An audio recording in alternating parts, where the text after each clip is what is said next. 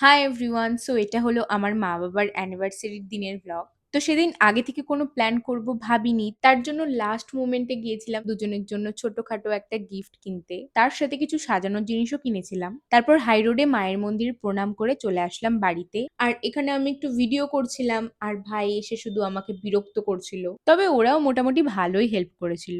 সেরকম তো ডেকোরেশন করতেই পারছিলাম না। যাই হোক কিছু একটা করেছিলাম হয়তো।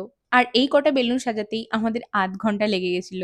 আর সেদিনের জন্য আমি এই কেকটা অর্ডার করেছিলাম। তো এই ছিল বাবা-মার ২৫ বছরের অ্যানিভার্সারির ফুল ডেকোরেশন। এসবের যুদ্ধের পর আসল যুদ্ধ হলো বাবাকে এখানে নিয়ে আসা। যাই হোক বাবা আর ঠাম্মা ওপরে চলে আসলো। তারপর বাকি সবাই আসার পর কেক কাটিং শুরু হলো। আর কোনো রকম জাস্ট একটু ভিডিও করেছিলাম আর কটা ফটো তুলেছিলাম। তাও তো করতেই দেবে না। তারপর তো কেক খাওয়ানো নিয়ে যা করছিল দুজনে কি আর বলবো। মানে জোর করে অ্যানিভার্সারি পালন করা আরকি। আর এদিকে আমি কেক খেতে খেতেই ওদিকে দেখি বাবা গিফট একাই খুলে ফেলছিল। যাই হোক তারপর দুজনের হাতে গিফটটা দিলাম।